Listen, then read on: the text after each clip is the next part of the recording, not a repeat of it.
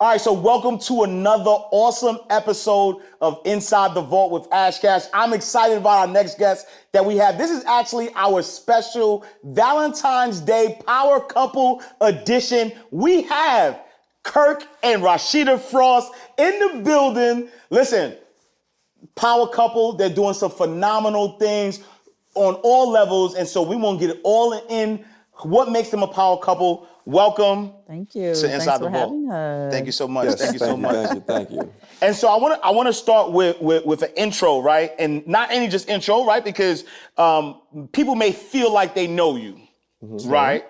But I want to know, who is Kirk Frost? Who is Rasheeda Frost? Anybody go first? You can start Go ahead, first, babe. babe. No. They know you, so we let you kick they it know off. you, so don't cap like they don't know you. Okay, Rasheeda Frost, yes.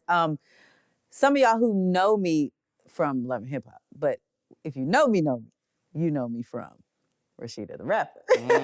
Okay. The Queen of Crunk, the Georgia Peach, and from way back in the day. But just a woman out here, a work in progress, a mom, a wife, an entrepreneur, and ultimately just trying to take over the world. Oh. Yes, sir. All right. Look. Right. Look.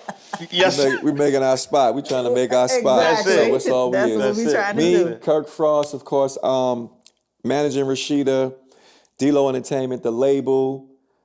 Really behind the scenes. You really wouldn't really know me as long as you knew Rasheeda. Like, I didn't really come about until Love and Hip Hop to the world, but I was always there before the start of Rasheeda. And I put my guns behind giving the world Rasheeda. So, and other artists and other things I do. I mean, besides music, there's a lot we do off to the side, businesses and real estate and we want all that smoke though. I want all that So, smoke. I want all that yeah. smoke. And I was doing research and I thought you from Georgia. You from Georgia? You're not from Georgia? Harlem. Okay.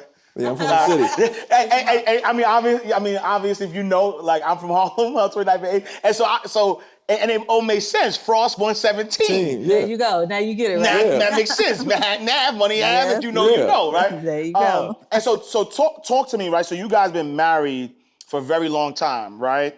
And it takes a lot to trust somebody with business, right? Yes. With your business, with your passion, with what you do, because, as a creative myself in a different realm, it's like, that's like a child, right? I'm a parent as well. So it's like your baby, right? Mm-hmm. And so at what point did you know that you can trust Kirk with like your business, your career, with, what you were doing? You know what? Because honestly, I started off in a 3-girl rap group way back in the day. And we had been, in the first couple of years, we had already been through like a lot of different situations and little label things we were trying to do.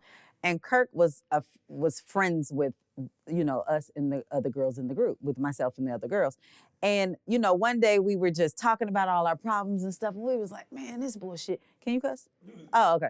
Okay. Yeah. Man, this bullshit is too much and we tired of this.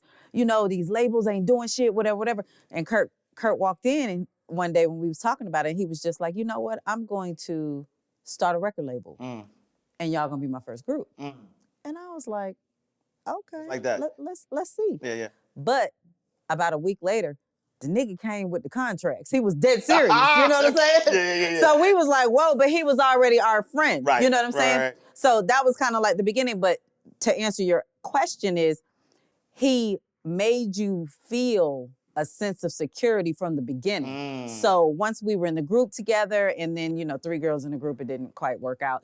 And, I was like, hey, I want to continue to move forward. Yep. And he came to me and he was like, listen, you need to write these raps. You need to be serious about what the fuck you're trying to do. And if you're serious about what you're trying to do, I'm going to stand behind you.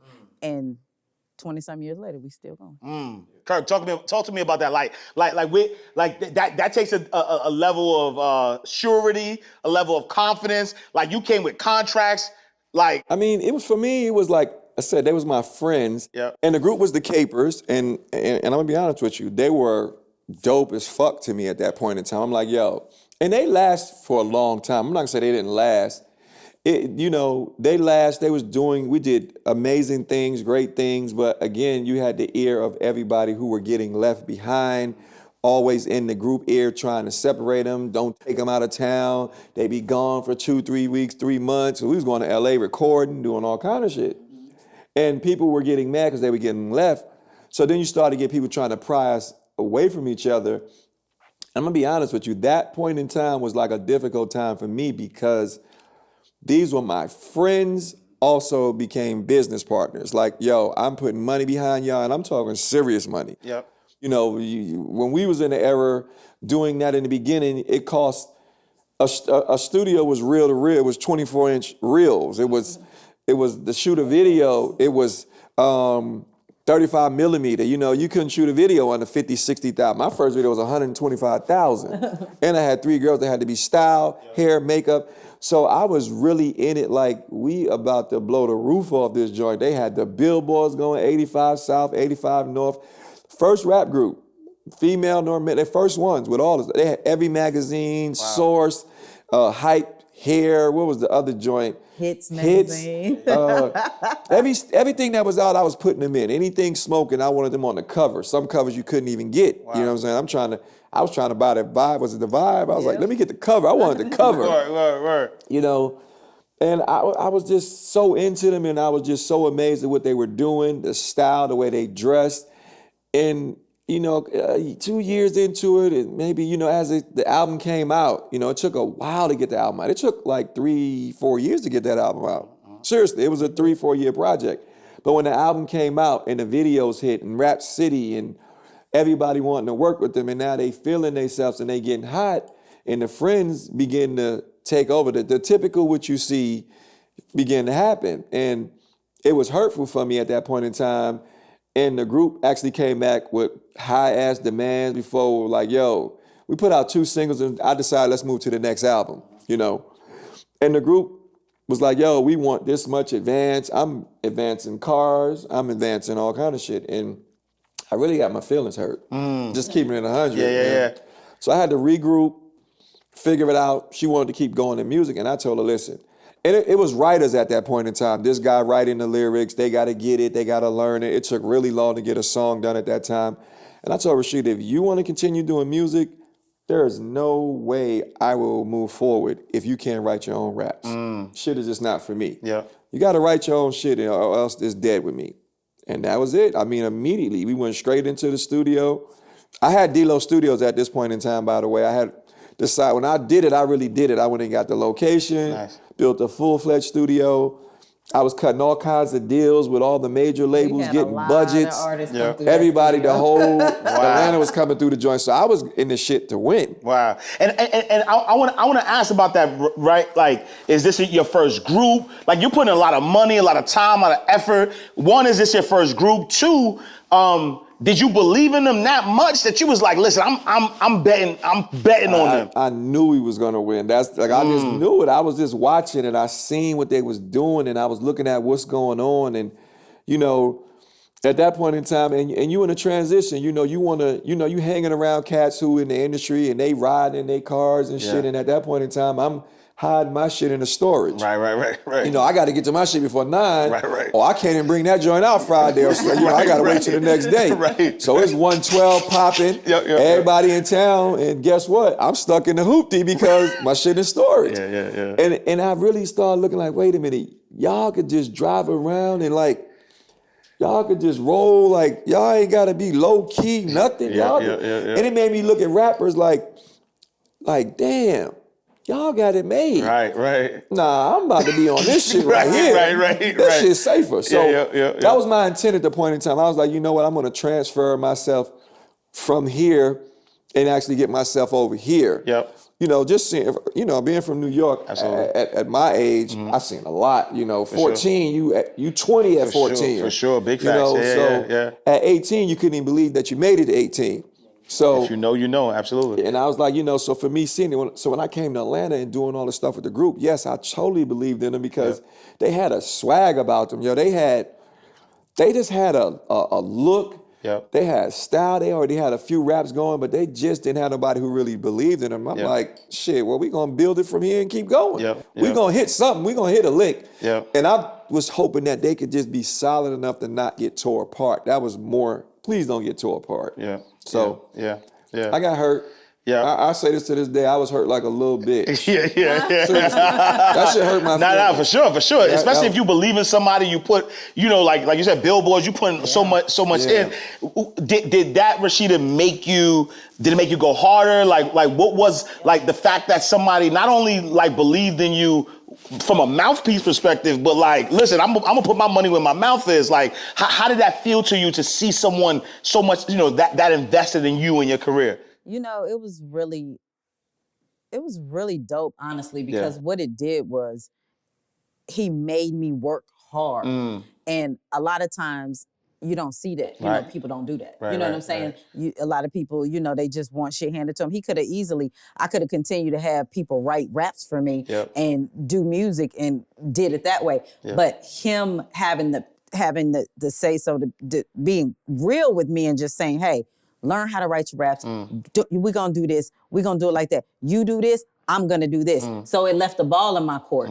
So once I did that, he was like, boom, I got you, let's go. Yeah. And it helped me build and grow. It helped me to learn how to write music and do everything that I was able to do. Had he not did that, who's to say I would have pushed to do it, because we were being fed. You know what I'm saying? Right. So it really worked hand in hand, and we became a really dope team. Like, the thing, people may say whatever they want to say, but when it comes to like sitting, listening to music and writing music, I can write an R&B song, a goddamn rap. I can write a rap for a nigga. You know what I'm saying? Like, it's nothing to me to do that. Yeah. But he was the one who pushed me to do that. And it's like riding a bike. I haven't done music in a long time, but if I go in studio and hear a beat, I can write a song to it. Bars. Yeah. I mean, it was really great. Yeah. That's awesome. And then so now fast forward, multiple businesses, some stuff that people see, pressed, cosmetic line,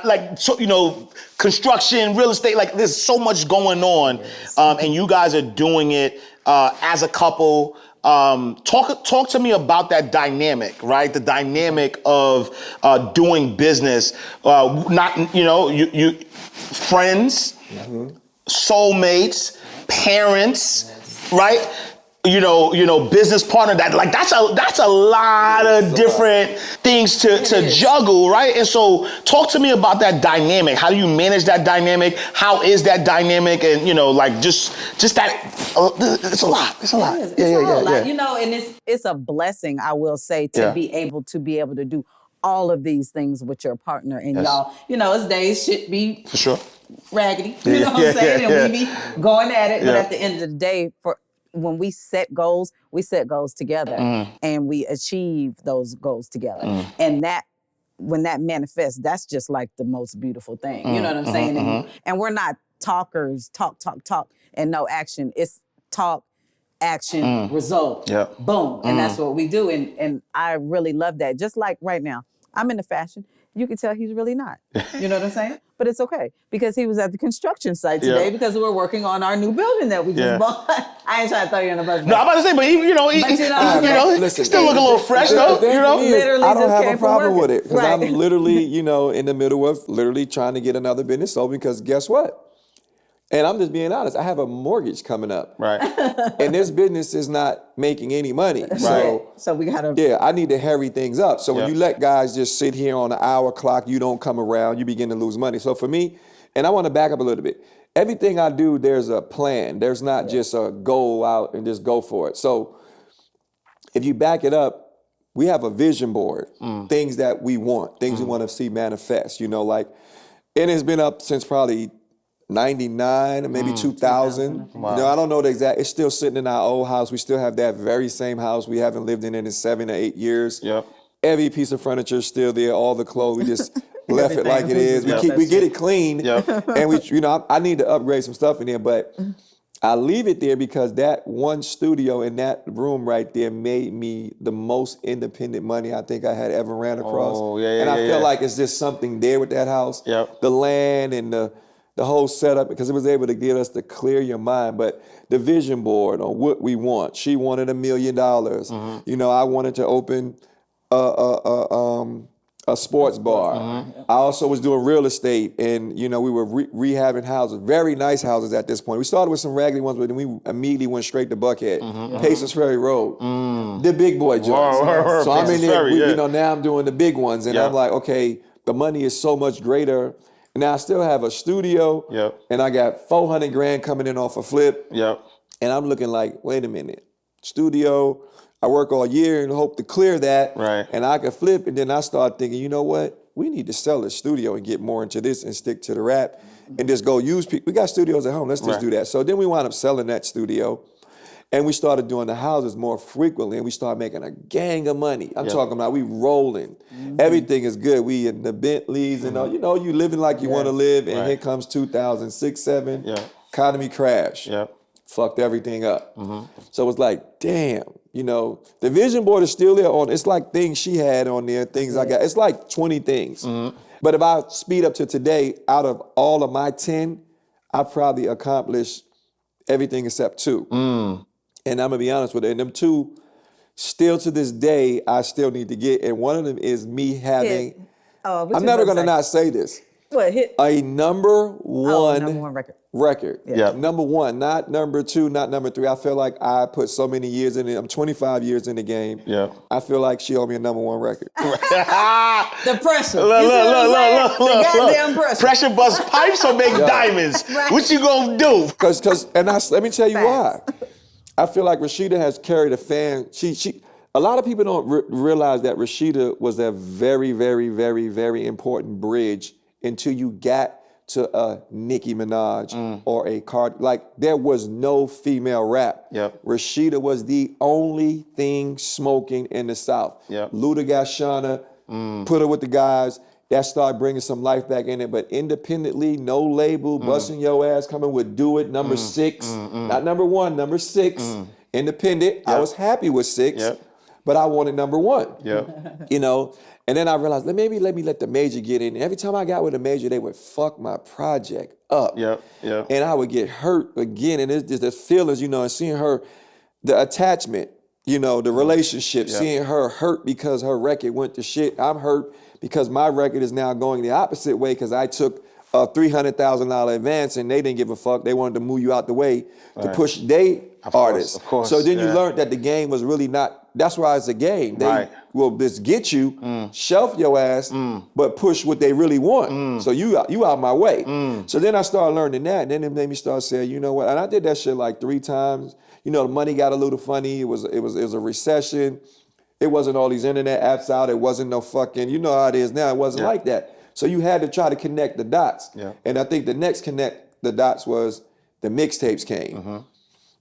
And it was just real talk. I have to say about myself, I was one of the most consistent female rappers. When I tell you, I dropped mixtape after mixtape after mixtape, like a nigga. Right. You know what I'm saying? Like, period. And those shits were paying the bills. When I say we stayed booked, we probably was booked real for 12 underground female. to 14 years. Non-stop booking every fucking weekend. You know, and people say, you never had a big hit, you never had...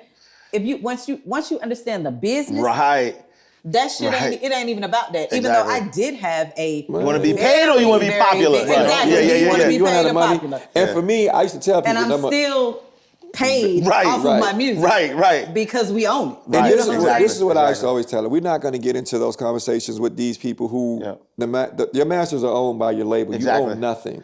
But for me, I never respected that. Number 1, I was like, first of all, I'm going to start with Vibrate. When I did do the deal with Jive and gave it to Petey Pablo for his second single, what do you have, Freak League first? Keep in mind, we kept a certain percentage of the publishing. So anything that happened with the record, number 1, I knew they was going to push it further, but I knew we was going to eat off it. But that record went on the first PSPs, was shipped 1 million copies. We don't even need to get into the numbers. Right. If you know what happened right then and there. Absolutely. That actually launched us into them taking that record, putting it on Robin Big, United States of Terror, Lincoln Heights. I mean, we just started getting all these movie placements out of nowhere. It just came like crazy. So now they came and they needed a record. It was like 2, 3 in the morning, and this person from Sony kept blowing my phone up. Rasheeda got a record out now, My Bubblegum. This is off a mixtape, a record I had. She didn't want to do the record. The only reason she did this record, because me and the guy named Jacob said, we're going to get this shit to Kaya. Okay. You don't want to do. No, it wasn't Kaya. Who was it? It was Gangsta Boo. Gangsta Boo. We was gonna And get I was it. like, We had I to ain't trick wrote this her. song, y'all gonna get this, So take my song we and had give to it to trick somebody? her, say, if you don't record this record, we giving this shit to another female. Yeah. This shit is gonna go. Yeah. She did not want to do this record, right? And this is the record that really took us into real money. Yep. Independently. And that record is platinum. Independently. More of the story. Listen Yeah. to Kirk. No, it's like So, For real. so I give her that the part. movie is coming out and it's called Mall Cop, Paul Blart Mall Cop. Now we getting all these movie placements and they just keep And hitting TV us. shows TV and shows, they shit just all the keep time. needing licenses. So it's 2 a.m, we running into a jam, we can't get this shit licensed. Could you have it done by 10 o'clock in the morning? I'm gonna do better than that, you're gonna have it by 5. Read through the contract, no lawyer, nothing like this, signed off. I got $8,000 for her and $8,000 because I was a label. So we was just, low money. Yeah. But then when this big record came, it was like, I was scared to do the Sony paperwork because it was so thick. Usually the deals was like 2-3 pages. Yeah. I could handle it. This thick one came. It was $85,000 was the advance on the record. So the label get $85 for being the publisher, and the artist get their percentage for being the artist and the writer. So I said, fuck it. I'm gonna let it was a publishing company we was dealing with, Honey Pot or something like that. I said, I'm gonna let them help me facilitate it because I'm gonna be honest. Greenberg Drug at that point in Yeah. time? They was the fucking bill be higher. You do a deal, 300, you owe 27,000. Right. You owe so much. So I let the publishing company do it for me. Yeah. But the record came out, we did the deal, I got them the record back. 2 days, they wanted it back in 2 days, I made them speed through it. We got the bread immediately.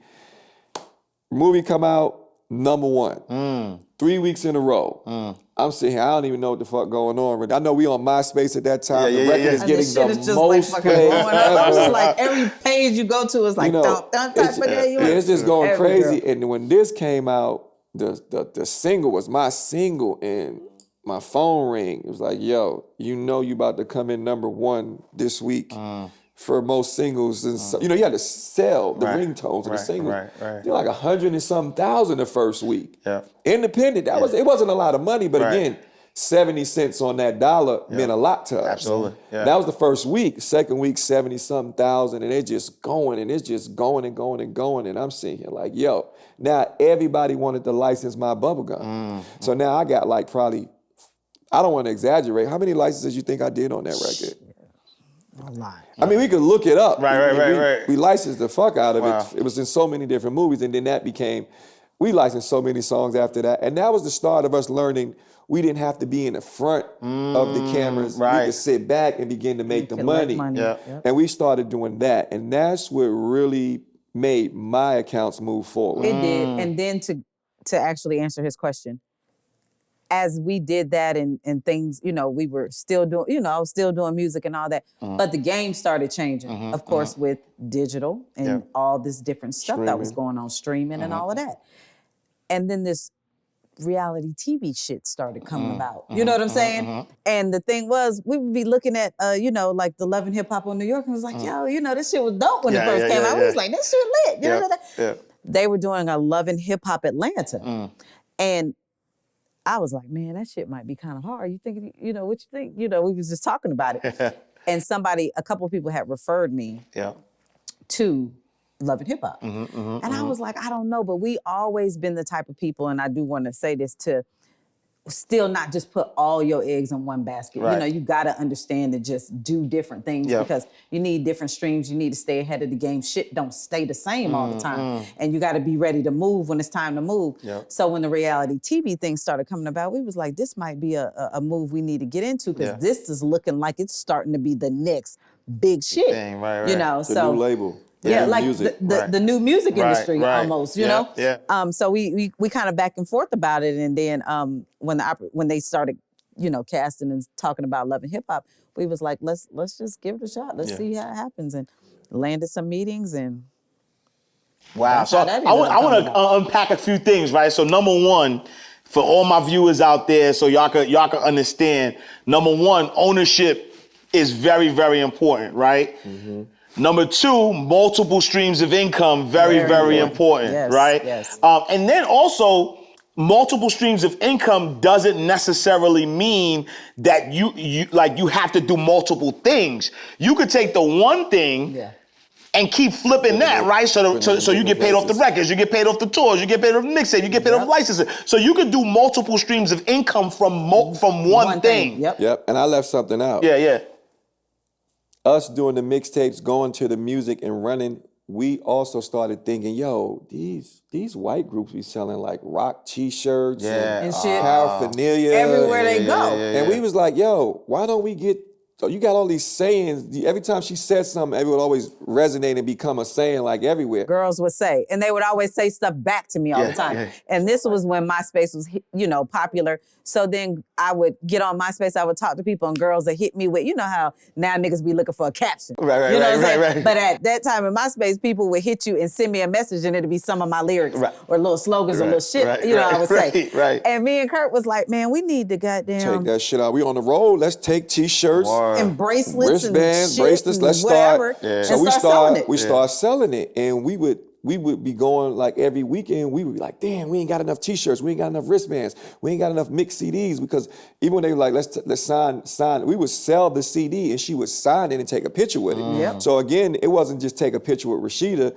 It was you would get the CD we had with us. So we would hit clubs up and get off 150, 60 and that CDs was the in time every when shit was city. like, you had to like grind for your shit. I was in the goddamn hole in the wall and down who knows where, somewhere, every city, all the way to big arenas, city. In cities all the time. But you had to like really work for that. And let me tell you what I do when know? we get there. We check in the hotel, we get on pack, we do this. I go look at the club, we do a sound check. Excuse me. I'm mindful when we doing the sound check, I'm scoping the venue out. Where I'm gonna put the promotion at. I would put we had calendars with her with a dope picture. I would put them on every table. I would have her sign some just to make sure everybody took them home and put them on the wall. And nigga, you'll see the people in the crowd all have them rolled up, holding them shits up. My thing was to leave a mark in every city we in, because I'm like, we had to organically plant these roots for them to grow. And that's what made us start I'm Bossy, which is now Press. Yes. So we was selling things on the road every week, and we couldn't even keep enough material. Then they would have these things in Atlanta, they still do them, like Bonner Brothers and the shows. And when we would go to them, it was people who were known, who were on TV, who was doing all kind of shit. But when little old Rasheeda, who was still not as big, we would have this one booth, and that shit, the line would be so long, and people would be like, what the fuck are they selling? What they doing? T-shirts and bracelets. It was all the work that we had been putting in for so long, and they finally could get to see her stand in one place. And I mean, lyric for lyric, she would go there and they would know every line, do every line for line. We was doing all the summer jams, all the radio shows. They wanted Rasheeda. We would be doing it would be a show in Augusta, one in Columbus, and one in Macon. You had to drive, boop, boop. They all be on the same day. So we had to jump in the car and make it to this one. We had to get on the stage at a Pacific time, because I knew the minutes we would be she would be booked at all of these shits. But we would work the crowd. I mean, when I say we really put in that old school real work to be where we at, that's why she don't like rapping no more as much as she did, because we had to work so hard. When you start seeing coins coming from another direction, and you ain't got to go in the trenches, you be like, shit. I still work hard. Don't get it twisted at all. Absolutely. But it's just it's different, right? Because and that, I mean, so a couple of things. I love this story, right? Because I think a lot of times people look up and they say, they see you on television, or they see this level of success, and they just think, if it wasn't for this, right? But what it is, like, y'all been grinding, like y'all put in the work, y'all put in the 10,000 hours. Like if you read Malcolm Gladwell, he talk about like to become an expert, you got to put 10,000 hours. You put in the 10,000 hours, y'all just seeing it now, but the work has been done. The work has been done. Let me tell you, this is another thing we always say. I mean, we lived in this one house. I was in what was the Washley Court? I mean, we was in there. I had another studio, and we were just talking one day, and I was just like, what if you had to stay in the music industry for 8 to 10 years before anybody know you? Would you take 8 to 10 years of your life and do it? It was like me and the Kaperz in the group, and we was like, hell no, not no 10 years. I ain't. You got to pay me now. But that whole time, I never really realized we were doing it as we were talking. Right. And it took about 10 years to even get to the point of that record, just even having that buzz where people care who you were.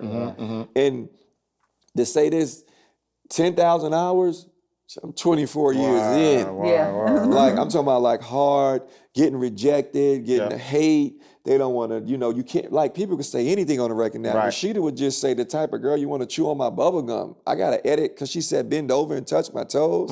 You want to see me bend over. Bend over. Like, what's Why up? do I have to edit bend that? over? Now It's like, so we used to get so much shit thrown at us because they wanted to pick, but the records would be so organically strong in the clubs and the streets that they just had to put the shit in rotation. And there's a lot of stuff that blocked you. There's a lot of people that was empowered that blocked things, and we went other routes and went to bigger cities and became #1 records in Houston, Dallas. That's why we got a store in Houston. And that's why we're strong in Dallas. Those are the signs and the things that you go through in order to get where you're at. You know what I'm saying? It took people to say certain things or do certain rejection in certain places and, doors to be closed in your face in order for you to step into your purpose. Wait. So you're saying that rejection, adversity, obstacles is part of success. That's what you're saying. Character. Okay. Come on. It's totally a part of success. So, okay, everything you do, you win in. How do you know that it's not possible? Right. You know what I'm saying? How do you build yourself? How do you understand? How do you know? How do you experience the things, know what to do? Just like I tell him, I be like, when we go through different things, even like now, when there's certain things that come at us, I'd be like, you know why I'm not worried about that? Because I've already been through this shit. Like, when somebody has something embedded in them, it's just like riding a bike. A nigga can't, you're not gonna have a bike put in front of you, you're not gonna get on that shit and ride. Because it's embedded in you already. There's certain things that are just embedded in us, and we're going to persevere. Despite, also on top of that, because we believe in God and we know that through this shit, we're gonna make it. You know what I'm saying? But at the end of the day, it's just like, you have to deal with those things. Those things are gonna show you and teach you so much. And that's what people gotta understand. Wow. And I wanted to make sure people caught that because, again, I think that, inside the vault, we want to give people the blueprint to wealth, like sustainable wealth, right? And so understanding that adversity, like don't stop because you fail. Just know what you got to do different to keep going. And have patience. Chill your ass out. Like nowadays, people they just want shit. They just want to stand in front of there and be dripped out, and they don't want to do a lick of work for that shit. It's like, that's what you want? No, bruh. To be real in it and to stay consistent in it and to win in it and have longevity, you got to put in some work for that shit. Some people here and there may get some stuff handed to them. You know what I'm saying? We know that. But for real, it's like, you said 10,000 hours. I'm like, shit, that's it? Right. Shit, I feel like it's been more than that. You know what I'm saying? It takes some work. It takes work to do that. Going back to the Cape, think about it. I wanted them to be known so bad. Remember, I put the stickers all up and down on National, all through some of them Linux, shit's still up there. I had Kaperz stickers everywhere, all off the highway. I was just plastering the city, right? I got a phone call. City of Atlanta told me, you got 3 days to get it down, and we're gonna fine your ass 50,000. Back then. So you already know I'm panicking. I'm got every dude. We had the mean street team. We was killing it. The stop sign, we had the octagon. We would put the stop sign over the stop sign. What was that song? Do It at that point? It was what? Come on, do it. When we went to Miami, Little John came down and he was like, yo, who the promotion? Like, I was like, me. Team. You go down, what's this shit? Collins and Ocean, in Ocean. Every car, I had the octagon do it on every windshield. So I had a big stops, yellow and black, all the way down, to just as far as you can go. So they was like, who's doing the promotion? I was like, me.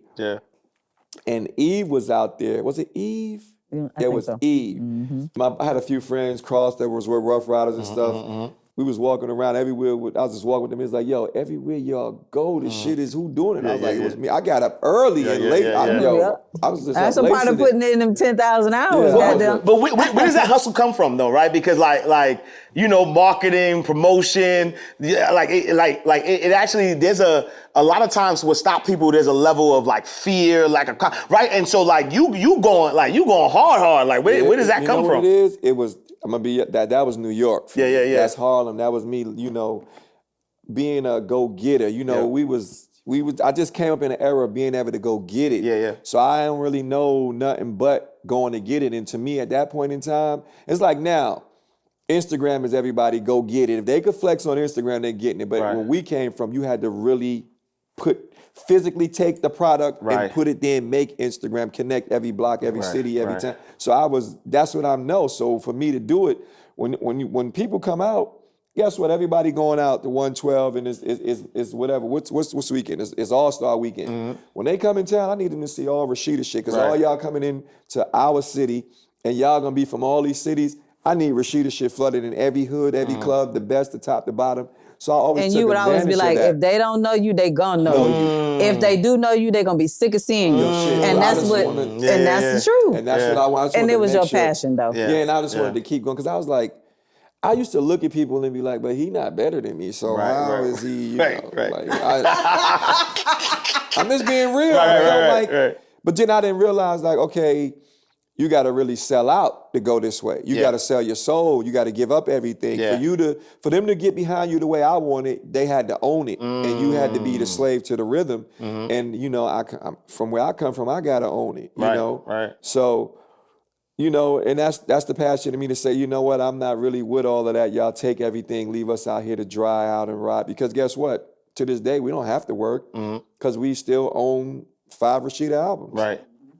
They're playing on YouTube and Spotify and it's and so it did help many. that Marry Me went fucking viral. Oh, yeah, on TikTok. That shit is like old as hell. And I just was like, hey, that shit, I'll take those chicks, buddy. Thank you. That was like 8 years ago, single that just came out and did millions and millions and millions of fucking streams. That Again, that was just a blessing. So So ownership is it's key, man. Let's look at it. Marry Me just made us a couple several hundreds of thousands of dollars out of nowhere. Which has flipped us to the present of you know, owning real estate, owning, you know, going into businesses and like we have pressed. And, you know, one thing when we started retail, and I want to tell this story because a lot of people got to see some of this journey, which was, you know, me and Kirk backing and forth, and then, you know, the website I'm Bossy at that was the name at that time, starting in my dining room, and us sitting in the dining room, literally waking up at 8 o'clock in the morning and doing packages every single day until 5 o'clock when the post office closed. And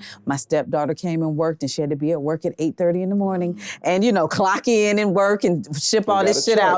And, you know, and then on all of that, and then us saying, you know what, now's the time since we've gained this base out of going places. And let's just keep it funky. When I started the website, I would take a bag of shit to the goddamn Mexican on Old National, and I would sell bracelets and earrings and all that shit out of my car, just like you sell CDs out your car, because we still had that mentality of hit the streets, get it hand to hand, you know, get it to people. We started printing up T-shirts with the sayings on them, taking them. We had the Mexican, we had the goddamn, what's the other Mexican is a restaurant. You like know, the Mexican restaurant, right when you get off on Old National, but that shit would be lit. So we would go lit. Everybody would be there. We would go sell all the Rasheeda shit. All that shit. Yo, selling all of it, right? So, you know, and that's the thing I'm talking about when things is embedded in you. You know how to hustle. And we would do that. And, you know, we started in our home, and then we said, okay, you know what? Finally, we built up this customer base. We said we need to have 50,000 customers before we even decide we want to open up a store, and we backed and forth about it. Then you got to understand location is important and moving the FIPS. And us finally getting the opportunity after looking all around Atlanta in different places, you know, and certain places we wanted to go, like the shops of Buckhead, they was like, oh no, we would never, we don't want that type of, long story short. We lived over there, but long story short, they ended up calling me a couple years later because wasn't nobody ass over there. But going to FIPS, and then the little hurdle at that was, well, you know, we'll let you guys open up your, you know, have your store in our mall, but we need you to change the name. And then, you know, when you didn't hustle some shit and you didn't built a brand, and I'm bossy, I'm a boss, and, you know, Rasheeda the boss chick, and you didn't made this whole thing, and they telling you need to change your name. You like, what? Oh, my heart sunk in my chest. I'm like, Lord, no, all this hard working years. But I wanted to be in FIPS because I felt like this is the epitome of fashion, luxury. This is the top notch. I mean, where you gonna go from here? Type of thing. Yeah. So we had to pray on it, you know what I'm saying? And pray on it. And I was just like, you know what? Man, forget the shit, man. Let's just change the name. Let's just step out on faith and hope that it works. And you know, and that's another thing I want to stem back to. The obstacles. Sometimes those obstacles, those things that come in front of you that you feel like, oh, they fucking with me. They're trying to make me like push my brand name to the side that I built. No, actually, it was time for me to elevate. Yes, I'm a boss chick. That's cool. But pressed sounds more longevity and more just leveled up. You know what I'm saying? So I had to take that to the chin and be like, you know what? Realize what it is. And it was really him who was like, you know what, Rasheeda, fuck that. We work hard. We got this, you know? And I was like, yeah, we do. And that's one part about it. You change your name, you change it, but then I'm like, how do you connect and everybody realize now it's a new name after you've built this for so long? And we was actually able to do it, which was a blessing. And of course, with being on television, but some people didn't know that part of the story, real understanding like, damn, you know, we've had our website, Bossy started 11 years ago. This was before. It wasn't 100 million damn clothing websites. It was hardly any. You know what I'm saying? And it costs, and it costs a lot of money to get a site built and all that type of stuff. So we've been doing this shit. And then when you make that transition and we were able to make it and make it smooth, and then we opened up this retail store, Pressed, and this, you know, become this really big household name, like that's a blessing, but it took a lot of hard work and dedication. And sometimes some people look at things like, nah, I wouldn't have did that. I wouldn't have did this. But then look at what happens when you just sit back, think, and then say, okay. Let me add this and you keep going. But when you type in imbossy.com, it still take you to Press. Yes. Continue. Yes, We didn't just drop it. We didn't just drop it. But, you know, at the end of the day, it's like, you know, it's a transition that we had to make that ended up being good, you know? Yeah. And speaking of transitions, right? Again, how do you balance it all, right? So now, we, you know, from a business perspective, we know like that's embedded in y'all, right? Like, you know, like this is who y'all are, fabric, lose it all today, you gain them all tomorrow, because, and I always say this, right? And this is, I want people to understand the mindset, right? You know, the reason why, you know, you take somebody who win the lottery, they lose the money in 5 years, is not because it's not money, right? It's because they have a poor mentality. And that poor mentality is going to make them who they are, which is that poor mentality. You take somebody who's super duper wealthy and you take it all from them, they're going to make it back. Why? Because it's their because you don't need $1 million in the bank account to be a millionaire. It's the mindset first, and then you get that, right? Exactly. And so that's who you are. But from a relationship standpoint, right? Being husband and wife, that's one relationship. Being friends, another relationship, right? Being parents, another relationship. So it's different dynamics, right? And so we got the business aspect. How do you navigate making sure y'all still husband and wife, making sure y'all still the best parents y'all could be, making sure y'all still friends, right? Soulmate is, that's it. You can go through whatever. Right. That's your soulmate. So we worked on it, done on that. In time, you're going to learn how, because again, first of all, friends. That's important. If you're friends, you're going to be able to get through a lot. Even if we disagree and we're mad at each other, the business is going to make us talk to each other. Yeah, because I can't make a certain kind of decision. Get your ass. I want to talk to your ass. Did you pay that bill? Right.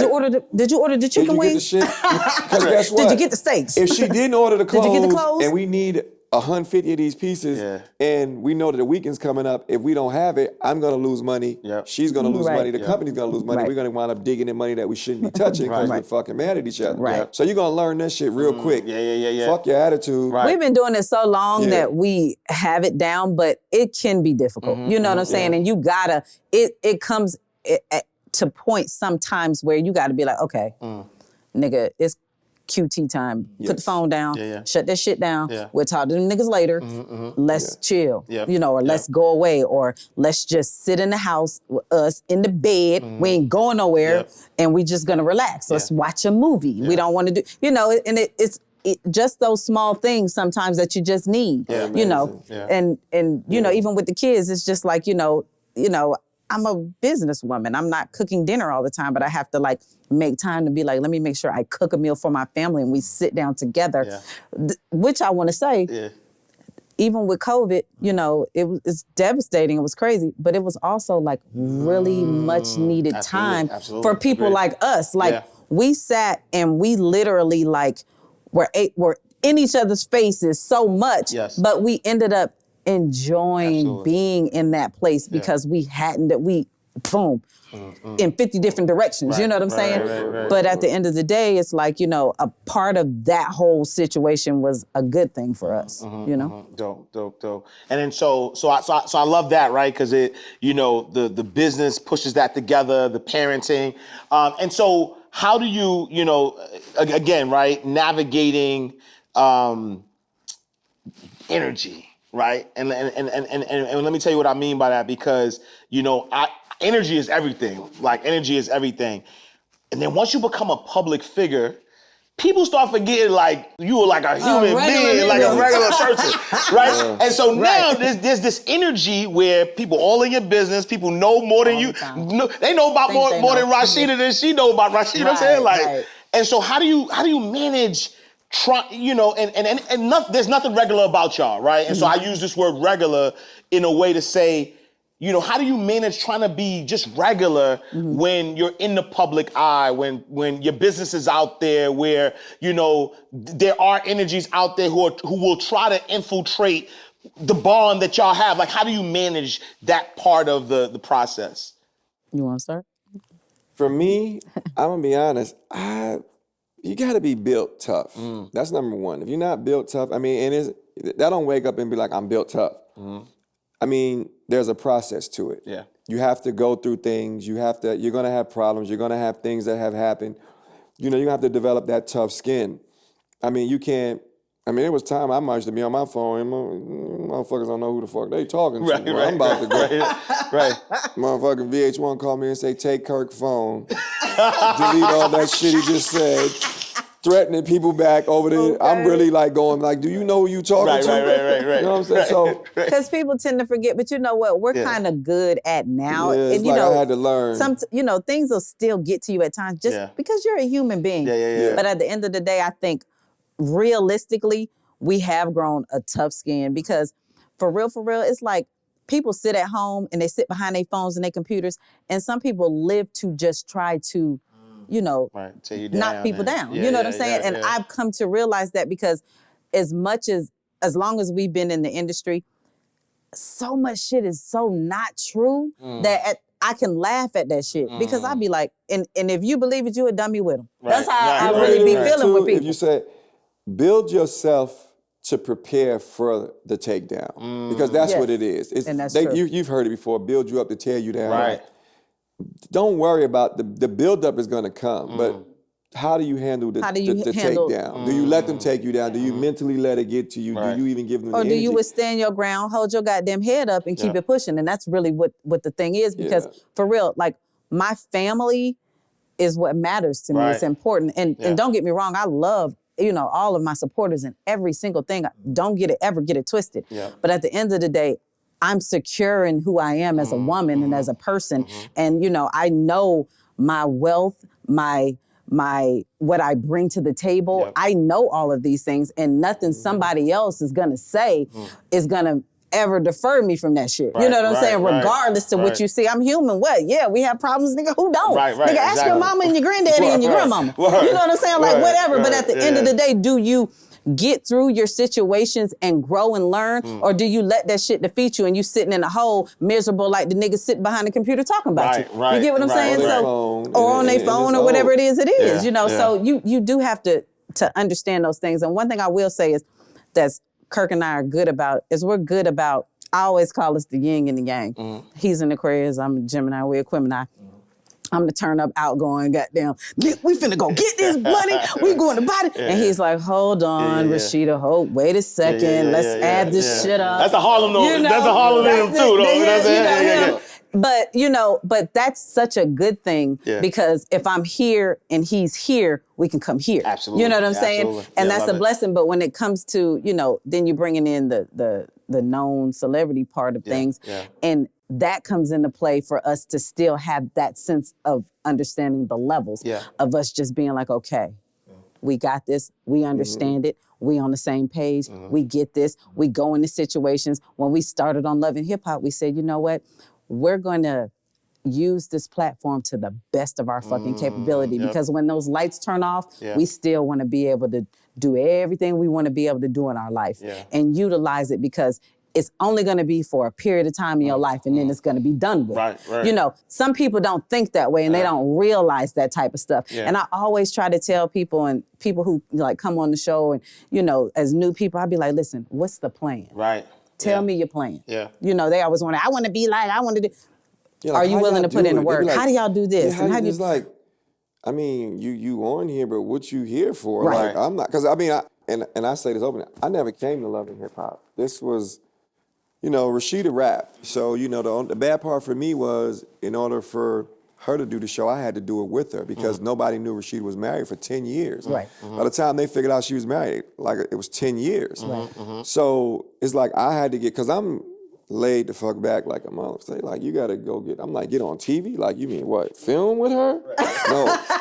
That part you're not gonna get me to do. Like, I'm sorry. Like, and then it came down to, like, you know, we sitting at home and it's quiet in the house, and he's like, she like, babe, come on, you could do this. And I'm really telling babe, I can't do that. Right. Like, I'm scared to death. Like, I can't and get then on that's TV. that yin yang shit though. You know what I'm Because I'm saying? like, but you got this. Yeah, so Right. just Like, so we then a team now. I fuck around, and then I say this, like, I finally, you know, committed to doing it with her, but I was scared as a motherfucker. Yeah. First time I filmed, this shit was so embarrassing. So embarrassing. I got my mic on. Yeah. I go upstairs in the bathroom. I'm in the mirror looking at myself, praying, Lord, please let them like me. Let me do good. I'm just praying everything. I'm praying. In Jesus' name, amen. Right? Nigga, the whole motherfucking So I go downstairs, production. right? Everybody face changed. So I'm looking around like, this shit don't got serious. Right. So, but my scene was a serious scene. Yeah. So I'm filming and I'm doing this shit, and I'm just, Rasheeda always like to kick me, speak up. You know what I'm saying? You're talking too low. You talking, you know, because I'm just a laid back, and she like, project your voice. And so she coached me like so now it's reversed. I used to tell her what the fuck to do. Now she's telling me what to do. So I'm sitting there, so I might be talking and say, oh yeah, and I meant to tell you that, you know, when I was doing this, I had to like jump, she would just literally kick the shit out of me, and I had to like perk up. And when I finished the scene, Mona was there, Stephanie was there, everybody, they just stood up and started clapping. I'm talking about standing, it was like, yo, you just broke through. Like, and I'm sitting there like, this shit is crazy. And I'm like, oh wow, I'm nervous as shit. Yeah. Now, you know, this Love and Hip Hop season 1, we killing them 7-8 million, it's popping. So I'm like, oh, this shit all right. And then you start realizing, but wait, so now you're doing all this shit and you're putting it on TV and you're doing it, and then you realize when the shit come on, you relive everything. That shit wasn't over. It just really started. So, but it started on steroids, past some rocket shit out the earth. Like the people that came at you. We never thought that show it would be was as big as it was. Oh my God. So that within itself is a whole nother situation, because you like, yeah, we got on TV, but this shit ended up being like a phenomenon and shit. Like, what? So, and to stay with the website and all this shit, so now we saying, yo, we moving this I'm Bossy out of here, and you know, we on I'mBossy.com, and we doing this, and we bracelets and shit. This shit hit TV, the fucking website crashes. Yep. Wow. So my phone is ringing, it's Phoenix, Arizona shit keep coming up. I finally answer, it's fucking GoDaddy. Wow. We gotta move you off our server. You just crashed. You know, like they shared servers with other. I had to get my own dedicated server built ground up. We 2 weeks in the hole down. We selling so much. I mean, you couldn't even talk to me. My shit bling, bling, bling, bling, bling, bling, PayPal. So I'm rushing with them to I'm like, well, I don't know who to build the server. They was like, we can do it for you. So I'm paying them all this money to do it, and please, we got to get up in 2-3 days. He was like, 2-3 days is impossible. A month, maybe 2. He's like, well, we gotta rush. They got some shit that they could process it where people work on it overnight. So we go for it. 2 weeks later, they like a couple of days in, 10 days, they show us the site. What you think? It's good. Let's run it. No, that's just you still got to go back and do the back work. So we get it back up. We open back up 2 weeks later. I'm thinking we lost the business, is dead.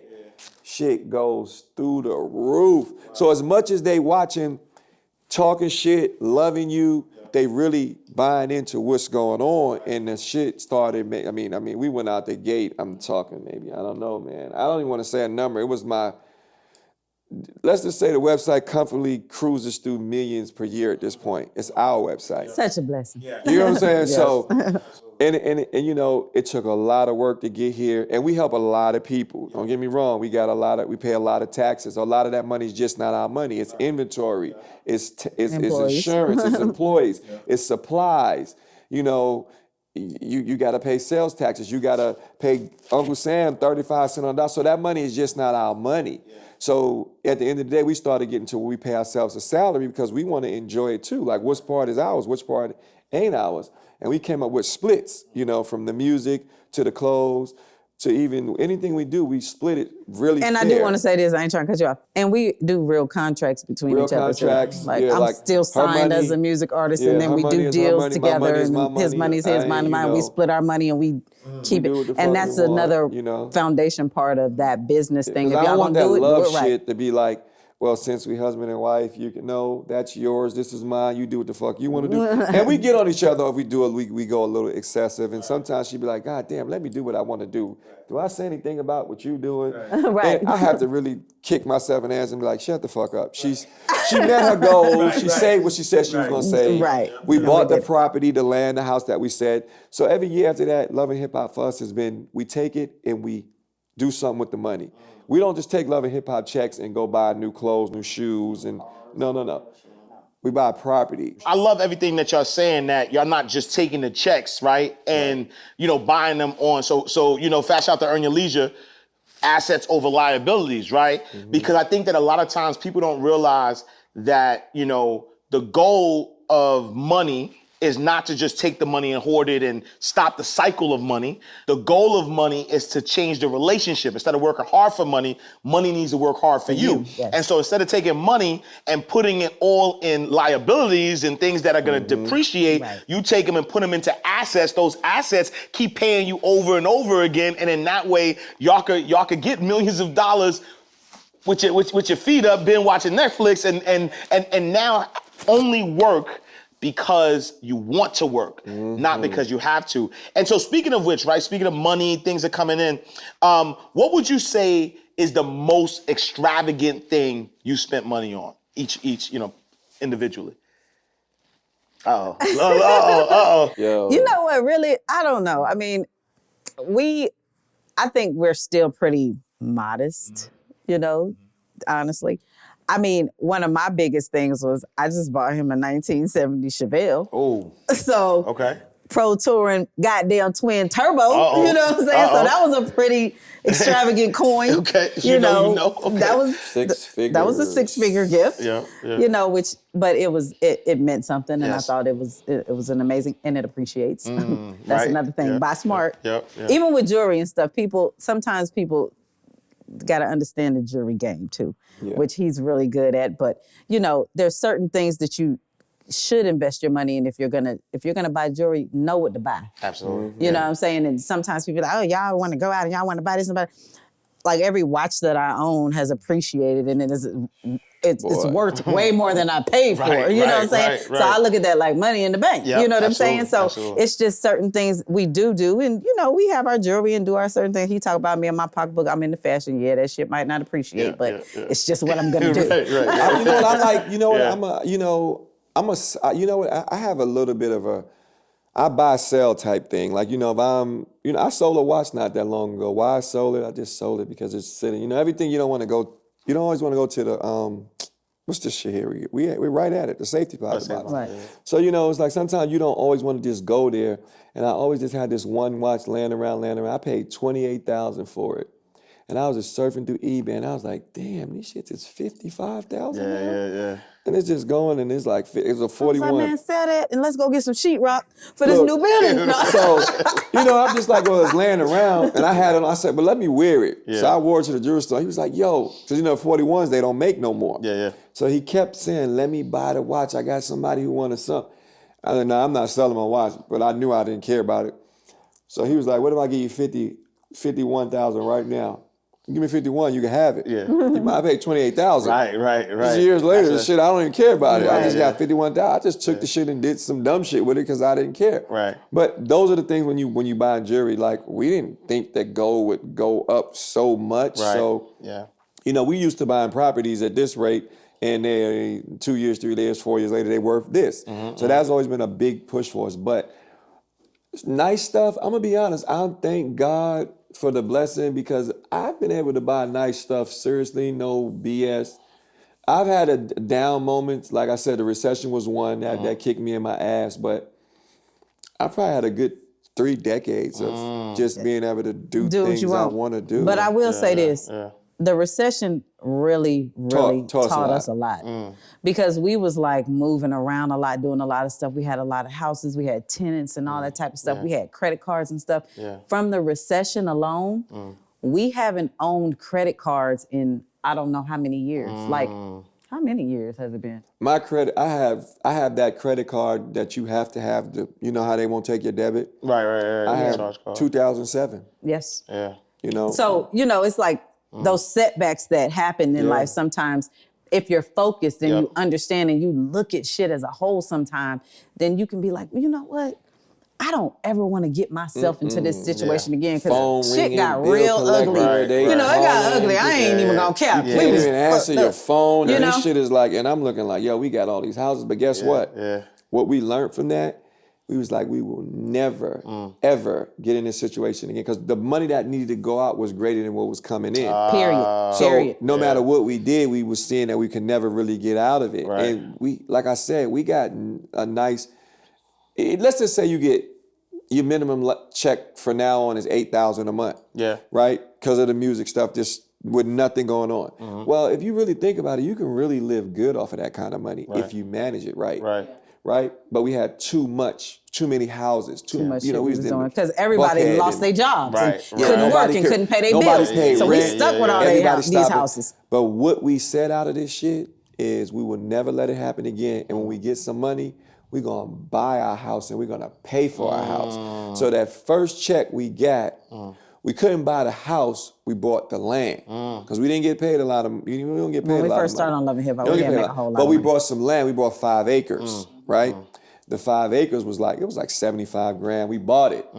We felt good. We own 5 acres. Now we could build a house on it. So now we're going into the next season and our plan is to break ground because we've been building and flipping. We're going to lay this foundation and we're going to build as much as we can as we get each check.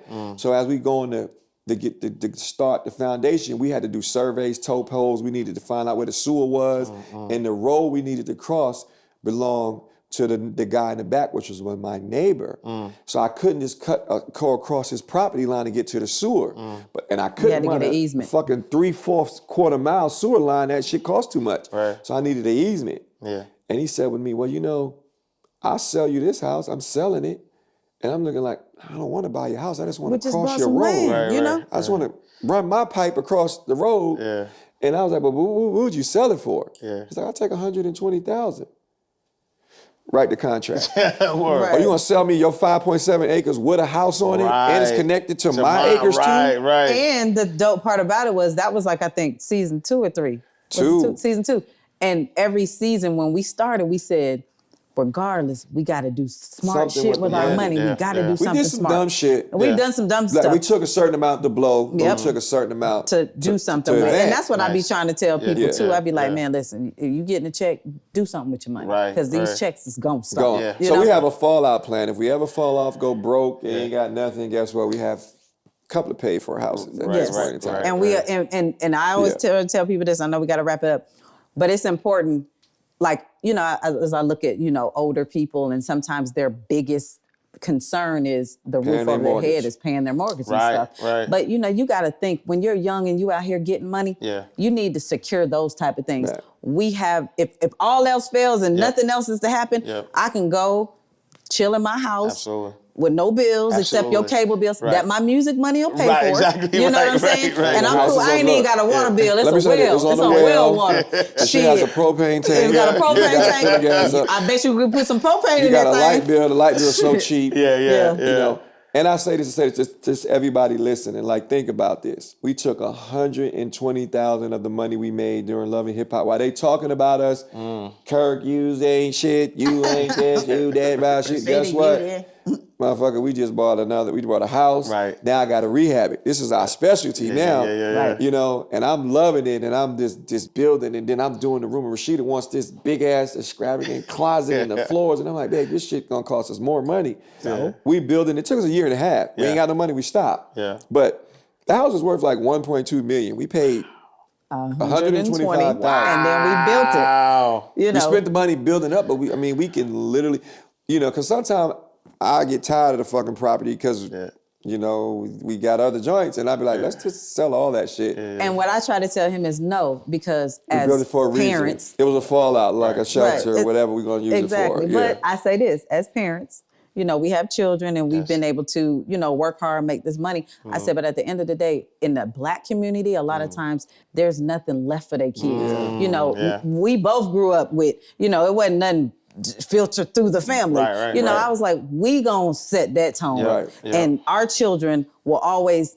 have a place to live, and we're gonna make sure through wills and different things like that. Now you can't do that. Right, You can do this because regardless, you Negroes gonna need somewhere to stay. Exactly. You know what I'm saying? And we want to start to make do them that. work too, by And the we make way. them Like work. our kids are not, they've done this and then no, you have to work. So Kai, he's out, he got his own place, he gets a check. Kirk, He works at the restaurant. Yeah, he works at the restaurant. Kelsey is a bartender, and they make good money. Like I don't want to put their numbers out there, but we have servers who leave out of there with very good money. Yeah. Very good money. Yeah. So I love the fact that we was able to create a whole bunch of jobs doing Frost Bistro. Again. Yeah. So talk to us about the restaurant. What was the genesis of that? How did that get started?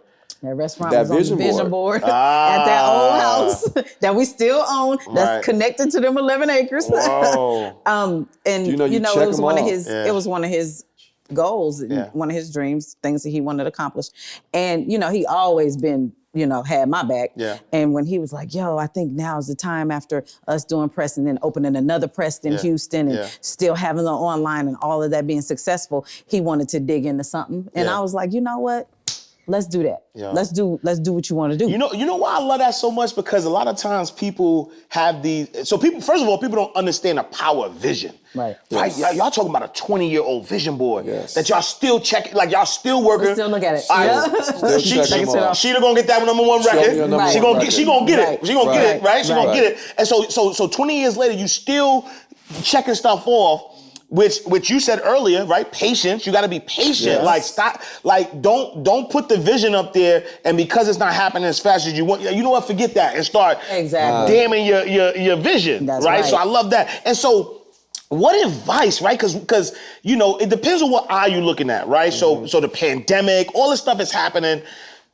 Like, what advice would you give somebody who is, an entrepreneur who's starting a business during tough times, right? Y'all been through the recession. Like, what advice would you give anybody as an entrepreneur as they try to navigate through everything that's happening? Really figure out what you want to do. Be sure it's something you really want to do. That Don't you got do a passion it. for. Yeah, because right now we living in, if your friend do it, I'm gonna do it too. Or if I see them doing it on the gram, I can I'ma probably do that too. A lot of that shit is cliche. I mean, to me, it's like a lot of times they don't even know what they really want to do. You're like, and this is the thing that I even want to say with Rasheeda, and it's no disrespect for them, but like, Rasheeda got people who work in our stores, right? Literally work in the stores, and you a worker, and you're starting a boutique, and you work in our store. Yeah. What type of shit is that? Yeah. Like, Yeah. what's wrong with you? Yeah.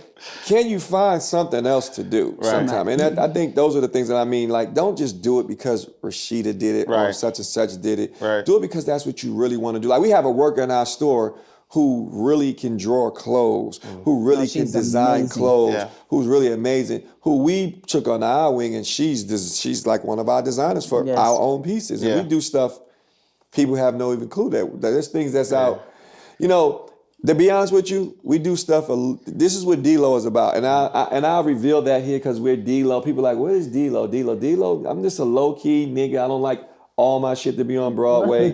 Usually the car that I'm showing you on TV is not the fucking car I'm driving. Right. That's just me. I'm a Harlem nigga, right? So they don't never really understand what the fuck I mean. Right. Yeah. But DLO is, guess what? Yeah, there's a lot of girls with boutiques and a lot of people with shit, but guess what? You're carrying Rasheeda's clothes because you don't know they're hers. That's D-Lo.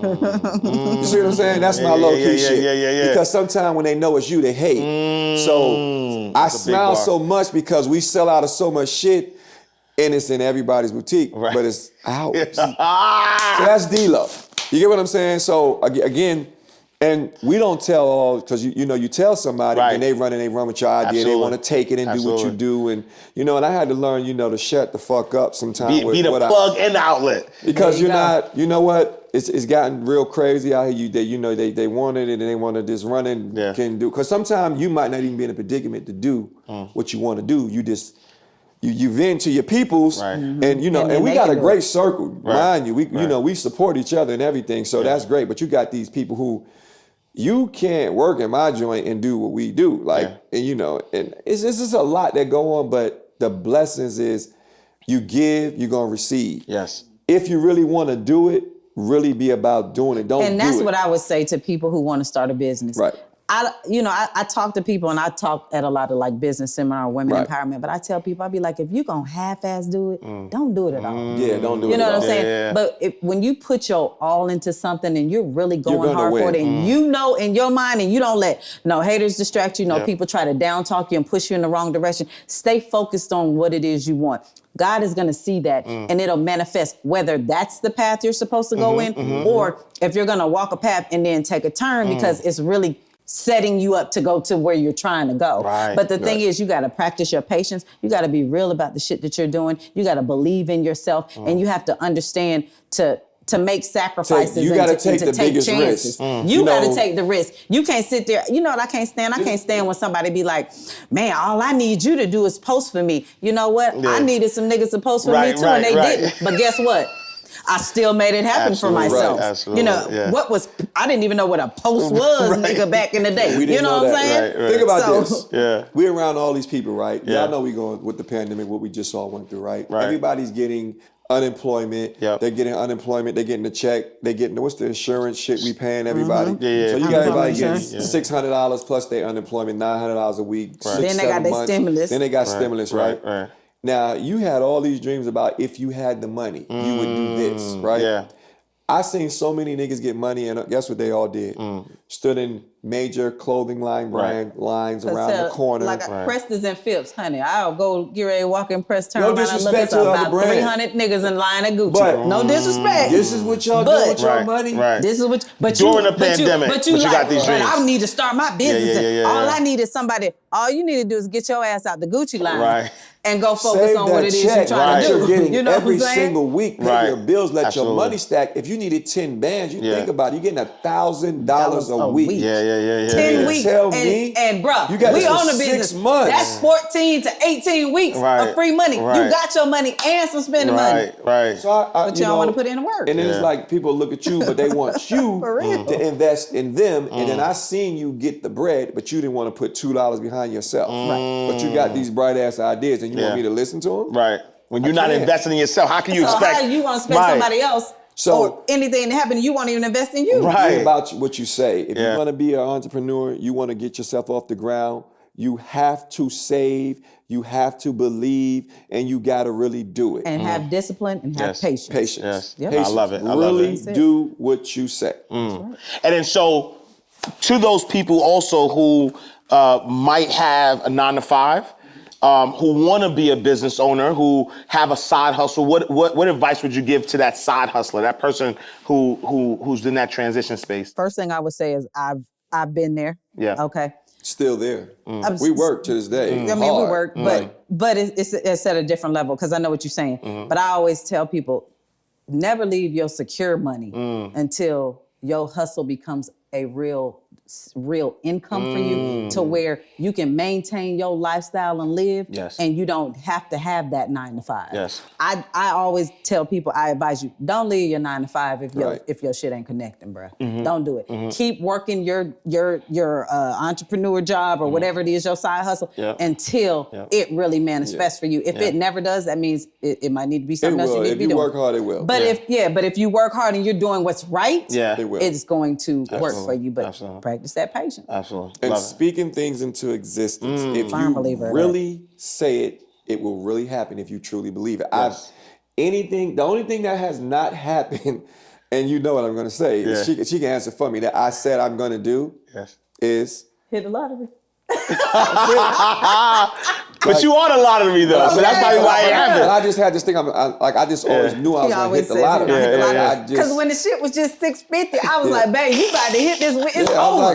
That's it's going down. One of the things We I done. said I was going to do. So I'm just waiting for the day when I hit the lottery. Hit the lottery. That's it. But I love we hard workers. Yes. I don't want to be funny. You know, I work on the website to this day. I have parts she does as well. Yes. You know. And I will say this, and then we're going to get out of here. But I will say this.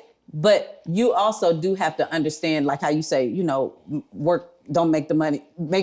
You know what I'm instead of working for money, make money work for you. Yeah. But you got to understand when that comes. You know what I'm saying? Yeah. And sometimes people be thinking a little beside themselves to be like, oh, I can sit back and relax now. And that could be the demise of your business because we're very hands-on and we work hard for the fact that once we know it's there and you know it as a business owner, then you can sit back and relax. We have a business. Yes, I'm sitting here with you, and I've made some thousands of dollars. Right. Them striping PayPals is yeah. So that's one thing. Right. But I don't want to kick. Oh, I'm chilling now. I'm continuing, and I'm continuing these streams. Absolutely. And then as we work hard and we connect that, then we can say, okay, now we can sit back and all of this is all good. And there's a but goal we're a work for in us. progress. You know. You know, I have a 4-year plan where I want to be able to just travel and go on vacations. All my businesses are now actively. I got the right management team, the right workers. We don't have to stand over it. So the new the new vision, the new. We're actually opening a brand new online store.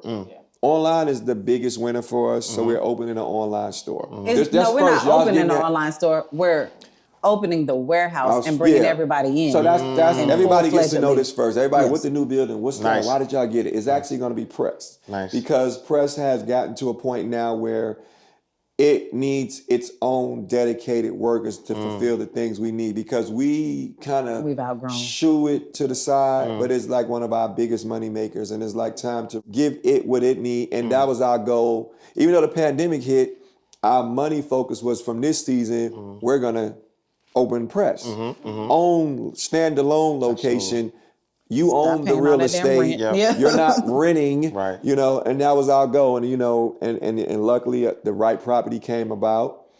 You know, and it cost us a pretty penny. And I love the fact we're on 14th Street. We look at skyscrapers, and you know. But I feel like, you know, things happen when it's supposed to. You know, and I'm really happy for us to be getting there. Like I said, I want to hurry up and get it open. Because I'm so used to, you know, I'm a numbers guy. I'm a hustler. I learned how to. So I'm the math. I'm the budgets. Everything gets a budget. Press in Atlanta get a budget. Press in Houston get a budget. Press online get a budget. Frost Bistro get a budget. You know, I look at what the sales was, what did we pay out, what the payroll is, what was the light, gas, water, this is what we can spend this week, and this got to go into savings. So when I'm looking at the new build, I'm looking at everything funds it until it becomes its own living beast and begins to go. So that means a lot of stuff for us change, but you know, we're lucky to be in a predicament to have a little bit of coins we've saved. You know, but I'll say this, if we don't work, things will change for us too. And that's just like I said, knowing when you can really kick back. Because I can kick back and we could be cool with that, but you still have to work and push and promote. Exactly. It ain't there yet, but we'll know when we there. And until we get there, work hard for your shit. Whew. Like, I absolutely love this. You know, so Valentine's Day, talk to us. Y'all got something special happening in Frost Bistro. What's happening on Valentine's Day? We're gonna do something for the guys and the women. Like, we're just gonna do like a Valentine's Day. For us, we're gonna be together, of course. We're gonna enjoy Valentine's Day, but we're gonna sit down, have dinner, and drink some wine and just. We do these little love packages, things that people, you know, that people do. They like. We did it last year. It's, you know, the little couples thing, and they get the champagne and just little strawberries with their little meal, and they get to sit down and chill, and then we'll come take pictures with them and shit. It's cute. Because you can't never really get in anywhere on Valentine's Day. You got the day before, you know? the day after. So we try to do something where we really, you know, select few, and it's just something nice that we love to do. And there's some people who have certain situations going on in their relationships, Proposing. whether it's proposals or different things or so whatever. it's Some dudes cool. be like, man, I'm trying to get back in good with my girl, man. Y'all come on, let me get it. So, you know, we'll do That's some like shit, you my know. girl want to come to y'all joint. Can we please get, Man, I we need get some a points. lot of, Let her come. Hey, Rasheeda gonna be there. Kirk, y'all come on. You know, little cool shit like that. That's So we real just cool, man. we We just like to appreciate see our people and Yes. you know provide Elevating. a great place for people to come to, and it's an upscale / amazing vibe, and you know. Like, I really enjoy this conversation so much. All right, so what we do, we're inside the vault. We have a lightning round. And what we do is we take banking terms, we throw it out, and then you just give us the first thing that come to you or, based on the definition. So the first one I'm going to start with is deposit slip, right? Deposit slip, and when you go into the bank, is normally where you put money into the bank. But for us, deposit slip is what is the time that you messed up, you slipped up with money, right? What was your biggest deposit slip? Oh, deposit slip. Yeah. That was good. What would I say? What would be a big deposit slip? we slipped on, we should have purchased DLO Studios, that building. Oh my God. Yes. You're right. We knew we should have bought it. Yeah. We procrastinated. We did. And that whole area just we fucked And up. we wanted it, but we didn't really understand the importance of us really Owning the securing it property. and owning it. Yeah. And we just let it go, and it was a big mistake. So that was a big All right, number 2, charge off, right? And so you borrow money from the bank, if you don't pay them back, they charge it off, after a certain amount of time. But for us inside the vault, charge off is what type of people or mindsets that you had to charge off during your journey? the negative mindsets, and I had to learn, like, if a person isn't an uplifting, good spirit, or I can grab something from you, or you uplifting me, and I'm not saying every single minute of the day, but we got to be able to relate. And if you're a down, drab, negative ass, don't want to see a nigga win type of person, I can't do it. I just can't. My time's too valuable, and I just can't do it. Same for me. I have to be able to have conversations with people who understand where I want to go, where I see you trying to go. And, coming from Harlem, coming from the streets, sometimes those conversations are good to listen to when we were kids, when we used to hustle. Right. But why are we talking about that now when, we're talking about real estate and owning your home and Buying stocks and buying shit. stocks and just doing 401ks. And I just, like, when I hear, like, you really want me to sit here and have this long conversation about, oh, buddy is still getting them things and he getting money and he looking. It's like, I find myself almost sliding off and can't wait till I get out that conversation. And guess what? If I see your ass, I'm going the other way. Charging So I charge all that that off. up. No disrespect. Right, to it, right. But I feel like sometimes we got to realize, listen, we've all grown. Absolutely. We was 17, 18, 19, 20. Dude, we grown men with kids. I got grandkids. Right. My mind said that's charged off. Right. I'm not there anymore. I can't. The bad part is I can't relate. I'm sorry. I love you as a friend. Yep. You my dog. Yep. But I can't relate to that. And you got to have that with the other nigga who's standing on the corner with you. Right. All right. Last but not least, trust account, right? So trust account is where, we all wish we would trust fund babies where that money, is there for you. But who are part of your trust account? When I say trust account, these are people who are part of your team or people who, family, whatever. But like when you think about your trust account, who are the people that are there that do uplift you while you, on your journey? For me, I mean, my trust account, I have a few friends that are very influential and just positive, like Orlando is one. Definitely, we have these power circles with Rasheeda, Candy, Toya, Toby, and Carmen. They like Carmen got her insurance agency. Toby has the Fox Pro doing the painting. GoPro.